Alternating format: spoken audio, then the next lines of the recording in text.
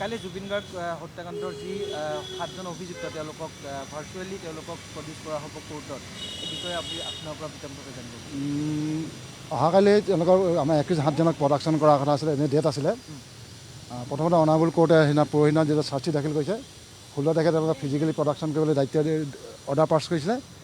কিন্তু আজি CID বিভাগে এখন স্পেচিয়েল পিটিশ্যন দিছে যে ল' এণ্ড অৰ্ডাৰ চিটুৱেশ্যন আৰু পাব্লিকৰ হেৰাছমেণ্টৰ কাৰণে হয়তো তেওঁলোকে এতিয়া ভাৰ্চুৱেলি কৰিব খুজিছে ভাৰ্চুৱেলি কৰিব খোজে অনাৰেবল কোৰ্টে আফটাৰ থ্ৰেড বেয়া ডিছকাশ্যন আমাৰ লগত আৰু ডাইৰেক্টৰ প্ৰচিকিউশ্যনৰ লগত এটা কৈছে যে তেওঁলোকক এটা ডাইৰেকশ্যন দিছে তেওঁলোকক ভাৰ্চুৱেলি কাইলৈ প্ৰডাকশ্যন কৰিব ফিজিকেলি নহয় তেওঁলোকক যিবিলাক কপি কাইলৈ কপি হেণ্ড অভাৰ কৰা হ'ব তেওঁলোকক চাৰ্জশ্বিটৰ কপি দিয়া হ'ব দি তেওঁলোকক হাৰ্ড কপি তেওঁলোকৰ বাক্সা জেলত আৰু বাকীকেইজনক হাফলং জেলত দিবৰ কাৰণে পুলিচৰ CIDক দায়িত্ব দিয়া হৈছে আৰু সেইটো এণ্ডৰ্ছ কৰাৰ পিছতে CGMক এইটো জনাব তেওঁলোকক দায়িত্ব দিয়া হৈছে কাইলৈ ভাৰ্চুৱেলি হ'ব ফিজিকেলি তেওঁলোকৰ প্ৰডাকশ্যন নহয় নেক্সট অহাকালিলৈ ডেট ফিক্স কৰা হ'ব নেক্সট কেতিয়া হ'ব কাইলৈ জাষ্ট চাৰ্জশ্বিটখনত তেওঁলোকক দাখিল কৰা হ'ব ভাৰ্চুৱেলি কৰি তেওঁলোকক CIDক দুখন জেগাত যাবলৈ কোৱা হৈছে বাক্সা জিলাত যাবলৈ কোৱা হৈছে CIDক আৰু হাফলঙত যাবলৈ দায়িত্ব দিয়া হৈছে CGM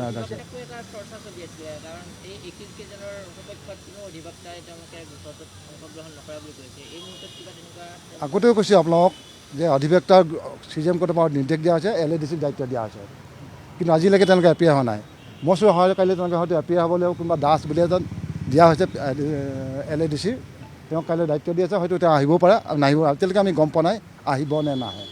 যুক্তিযুক্ত কেনেকুৱা ধৰণে অনলাইন হ'লে ভাৰ্চুৱেলি হ'লে কেনেকুৱা ধৰণে হয় সাধাৰণ ব্যক্তিয়ে বুজা হিচাপত আপুনি যদি ক'বলৈ বিচাৰে অনলাইন মানে ধৰি লওক কালিলৈ অনলাইনৰ কথা নাহে ভাৰ্চুৱেলি VC কৰা মানে কম্পিউটাৰ যোগেদি বা যিটো আমি মোবাইলতে যোগেদি হওক যে তেওঁলোকৰ তাত থাকিব CGM কোৰ্টত স্ক্ৰীণ থাকিব CGM কোৰ্টৰ পৰা আমি সোধা হ'ব তেওঁলোকৰ ফিজিকেলি ঠিকে আছে নাই কোনোবা মেডিকেলি কিবা ফিট হয় নে নাই এইখিনি সোধা হ'ব আৰু তেওঁলোকক কোৱা হ'ব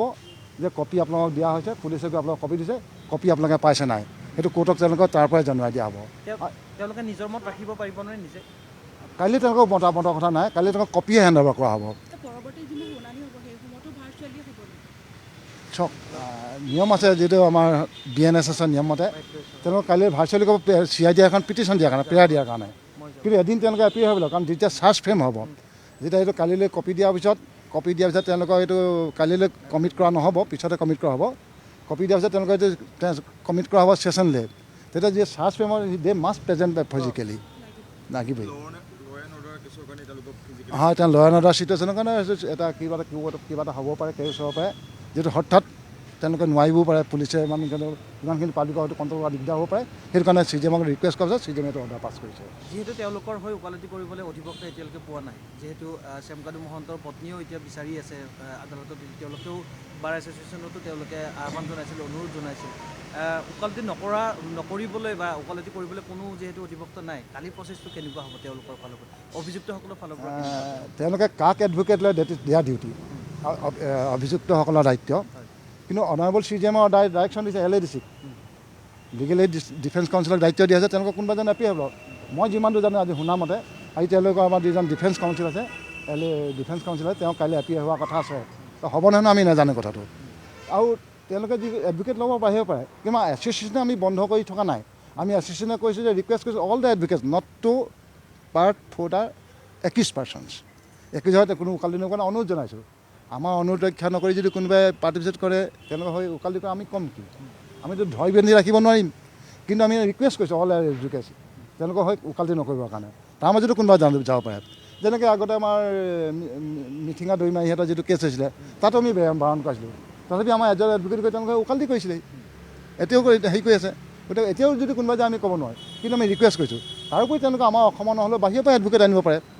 সেইটো ৰাইট আছে তেওঁলোকৰ অসমৰ বাহিৰেও তেওঁলোকে এডভোকেট আনি ল'ব পাৰে বহুত ডাঙৰ এডভোকেট আছে বহুত টকা থকা আছামী লোক আনিব পাৰে সেইটো আমি ক'ব নোৱাৰিম তেওঁলোকৰ কথা কিন্তু LADCক আমি দায়িত্ব দিয়া যায় আৰু অনাৰেবল কোৰ্টে LADCক দায়িত্ব দিয়া হৈছে তেওঁলোকৰ ক'ব তাৰ বাহিৰে তেওঁলোকে এছ'চিয়েশ্যন ল'ব পাৰে আমি ডাঙৰ কথা নহয় ল'ব পাৰে একো ডাঙৰ কথা ল'ব পাৰে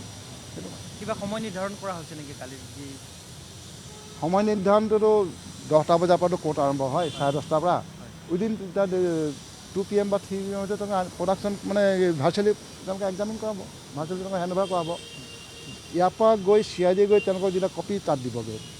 CID হাফলং আৰু যেতিয়া বাক্সাত দিবগৈ তাৰপিছত আমাক CID আমাক জনাব যে তোৰ কমি আমি হেণ্ড অভাৰ কৰিছোঁ, তেতিয়া আমি ভাৰ্চুৱেলি কৰা হ'ব চি জি এমৰ লগত। হ'ব।